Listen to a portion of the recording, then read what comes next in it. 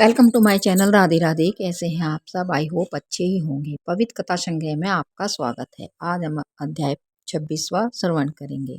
तो उससे पहले हम जान लें कि पिछले अध्याय में धर्मदत्त नाम के ब्राह्मण ने कलह को अपना कार्तिक व्रत का आधा पुण्य दिया था, आधा फल उसको दे दिया था, जिससे कि वह पापों से मुक्त हो गई थी। तो अगले जन्म में धर्मदत्त वही धर्मदत्त दशरथ बना और जो कला थी उसकी तीसरी पत्नी बनी और भगवान विष्णु उनके पुत्र के रूप में उनके निकट रहे। तो ये सब हमने 25वें अध्याय में श्रवण किया था। आगे क्या हुआ तो चलिए सुनते हैं। 26वां अध्याय। नारद जी ने कहा, देवगणों के ऐसे वचन सुनकर धर्मदत्त ने कहा, सब मनुष्य भगवान की प्रसन्नता के लिए विधिवत आराधना, यज्ञ, दान, व्रत, तीर्थ तथा तपस्या आदि करते हैं, किंतु कोई ऐसा सरल उपाय बताइए कि जिसके करने से इन सब का फल प्राप्त हो। गणों ने कहा, हे द्विजश्रेष्ठ, आपका प्रश्न बड़ा श्रेष्ठ है। हम आपको भगवान विष्णु की शीघ्र प्रसन्न करने का उपाय बताते हैं। हम इतिहास सहित प्राचीन वृत्तांत सुनते हैं, सावधान से सुनो। प्राचीन काल में कांचीपुरी में चोल नामक एक चक्रवर्ती राजा राज्य करता था। उसी के नाम से उसके देश का नाम भी चोल ही प्रसिद्ध था। चोल राजा के राज्य में कई प्राणी दरिद्र, दुखी, पापी व रोगी नहीं था। यह सब राजा के यज्ञ करने का प्रभाव था। ताम्रपर्णी नदी के दोनों किनारों पर सोने के यज्ञ स्तंभ सुशोभित थे। हे द्विजवर, एक दिन वह राजा भगवान विष्णु के पास गया। भगवान उस समय शेष शैया पर योग निद्रावत सो रहे थे। राजा उनकी मणियों, मोतियों और स्वर्ण के दिव्य फलों फूलों द्वारा पूजा की। राजा ने वह साष्टांग प्रणाम करके भगवान के चरणों के पास ही बैठ गया। थोड़ी देर के बाद राजा ने अपनी नगरी कांचीपुरी के ब्राह्मण विष्णुदास को वहां आते हुए देखा। विष्णुदास भगवान की पूजा के लिए तुलसी दल और जल लिए हुए था। विष्णुदास ने वहां आकर भगवान को विष्णु सूक्त मंत्रों द्वारा स्नान करवाकर मंजरी तथा दलों से उनका विधिपूर्वक पूजन किया। विष्णुदास के चढ़ाए हुए दलों से राजा के चढ़ाए हुए मणि मोती ढक गए। राजा यह देखकर क्रोध में भरकर बोला, ढोंगी मूर्ख, तूने मेरी चढ़ाई हुई मणियों, मोतियों व सोनों के फूलों की तुलसी दल व अपने सादे फूलों से ढक दिया है। तू बेचारा भला भक्ति करना क्या जाने। तूने मेरे किए हुए विचित्र श्रृंगार को बिगाड़ दिया।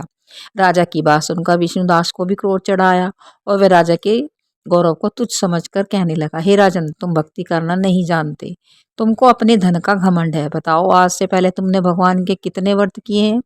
देवगण ने कहा, ब्राह्मण के ऐसे वचन सुनकर राजा ने घमंड से हंसकर कहा, हे विप्र, भगवान की भक्ति के अभिमान से यदि तू ऐसी बात कह रहा है तो मैं पूछता हूँ कि तेरे जैसे भिखमंगे ब्राह्मण में भगवान की भक्ति ही कितनी है, क्योंकि तुमने आज तक भगवान की प्रसन्नता के लिए कुछ भी नहीं किया, न तो कोई मंदिर ही बनवाया है। तो तुम भला इस प्रकार की भक्ति का जैसे कि तुम कर रहे हो क्या गर्व कर सकते हो? यहाँ जितने भी ब्राह्मण बैठे हैं मेरी बात को ध्यानपूर्वक सुने और देखें कि भगवान विष्णु के दर्शन मुझे होते हैं या कि उसे। उसके बाद दोनों की भक्ति के संबंध में आप लोग जान लेंगे। देवगण ने कहा। ऐसा कहकर राजा अपने महल में चला गया और वहां जाकर उसने अपने पुरोहित मुद्गल को आचार्य बनाकर विष्णु यज्ञ आरंभ कर दिया। उसने उस यज्ञ में अनेकों ऋषियों महर्षियों को बुलाया, उनको बहुत सा अनाज और नगदी आदि दक्षिणा दी, धन धान्य दिया। जो यज्ञ पहले ब्रह्मा जी ने गया में किया था वही यज्ञ राजा चौल ने अपनी नगरी चौल में किया। विष्णुदास भी अपने मंदिर में ही रहकर भगवान की प्रसन्नता के लिए व्रत करने लगा। उसने माघ तथा कार्तिक मास के व्रत किए, तुलसी के वन की और एकादशी को भगवान विष्णु के 12 अक्षर मंत्र का जाप किया। वह भगवान को प्रसन्न करने के लिए गीत गाता रहा, वह नृत्य करता रहा, नित्य प्रति व्रत करता रहा, भूमि पर सोता, हर समय भगवान विष्णु का स्मरण करता और सब प्राणियों में समदृष्टि से भगवान को ही देखता था। उसने भगवान को प्रसन्न करने के लिए माघ तथा कार्तिक के व्रत भी किए और उन व्रतों के नियमों का पालन भी किया और उद्यापन भी किया। और इस प्रकार राजा चोल और विष्णुदास द्वारा दोनों को आराधना करते हुए बहुत दिन बीत गए। आगे की कहानी हम 27वें अध्याय में श्रवण करेंगे। तो आज के लिए इतना ही।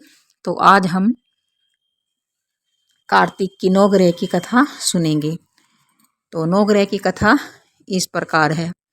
हमें नवग्रह को भी मनाना चाहिए। कार्तिक के महीने में नवग्रह के लिए भी हमें दीपदान करना चाहिए। जैसे हम और देवताओं के लिए करते हैं, तो इसलिए नवग्रह की भी हमें पूजा करनी चाहिए। इसके लिए भी आप 108 बत्ती का दिया बना लें और गाय के घी से उसमें डालकर और एक बताशा डालकर, खील बताशे डालकर उसकी पूजा करें, कुमकुम आदि का टीका लगाएं और नवग्रह के लिए दीपदान करें। यह दीपदान आप किसी भी शिवलिंग पर जाकर कर सकती हैं या नवग्रह के मंदिर में जाकर आप यह दीपदान कर सकती हैं। तो उसकी कथा इस प्रकार है। नवग्रह का दीपदान करने से सभी ग्रह शांत रहते हैं और घर गृहस्थी में सुख शांति बनी रहती है। नवग्रह की कहानी। दो बहन भाई थे। भाई अपनी बहन से मिलने जावे था। रास्ते में सरप बेटा बोला, मैं तुझे डसूंगा, तू मुझे मत डस, मैं अपनी माँ का एक ही बेटा हूँ, अपनी माँ का एक ही भाई हूँ, ना तेरे नवग्रह की दशा लग रही है ना मैं तुझे डसूंगा। अच्छी बात है, मैं अपनी बहन से मिलाऊं, आती बार डस लियो, क्या पता तू इस राह आवे या ना आवे, मैं तो अभी डसूंगा। अच्छा तू मेरे थैले में बैठ जा। सर्प थैले में बैठ गया, ऊपर से बेल पत्ते ढक लिए। भाई बहन के घर गया। बहन ने नवग्रह की कहानी कहती थी। बहन भाई से बोली तू बैठ जा, पीछे बतलाएंगे, पहले मेरी कहानी सुन ले। बहन ने कहानी कही, जीव की, जानवर की, हाथी की, घोड़े की, भाई की, बहन की, घर के धनी की, घी की जमाई की, धी के जमाई की, देवरानी की, जिठानी की, सास की, ससुर की, संग की, सहेली की, सबकी नौग्रह शांत हो जाइयो। ग्रह चाले 8 पग, बंदा चाले 4 पग, सांप बिच्छू भवरे सब आग में जल जाइयो। कहानी कह के खड़ी हो गई। भाई से बोली, भाई थैले में क्या लाए हो? हे बहन कुछ नहीं ले रहा। जबरदस्ती बहन ने थैला छीन लिया। थैला खोल लिया तो देखा बेल के पत्ते, केले के संतरे बन गए और सर्प का हार बन गया। केले संतरे बच्चों को दे दिए, हार खुद पहन लिया। हार पहन के आई। भाई बोला, बहन तू तो बहुत गरीब थी, इतना महंगा हार कहाँ से लाई? हाँ भाई, मैं तो अब जब भी गरीब थी और अब भी गरीब हूँ, तू ही मेरा हार लाया। नहीं बहन, मैं तो तेरा हार नहीं लाया, मैं तो अपनी मौत लाया था। तेरी कहानी कहने से ये नाग का हार बन गया, ये तेरे भाग्य का है, तू ही रख। बहन भाई से बोली, भाई तुम्हारे नौग्रह की दशा लग रही है, मेरी भाभी से कहना वह नौग्रह की कहानी कहा करेगी। घर गया, अपनी बहू से बोला, हमारे नौग्रह की दशा लग रही है, हम कहानी कहेंगे तो तू कहेगी, मैं सुनूंगा, मैं कहूँगा तो तू सुनियो। चावल चीनी के दाने ले आ, लोटा भर के पानी लिया। चावल चीनी के दाने ले आई, लोटा भर के पानी ले आई।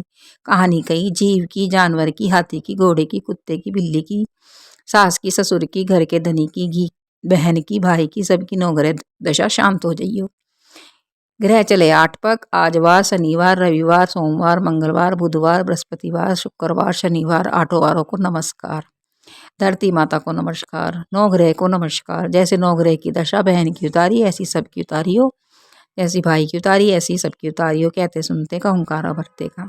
इस तरह से नौग्रह की कहानी कहने से नौग्रह की शांत हो जाते हैं, दशा उतर जाती है और घर में किसी भी प्रकार के कष्ट नहीं होते, सभी ग्रह शांत रहते हैं। तो इस तरह हमें कहानी कहनी चाहिए।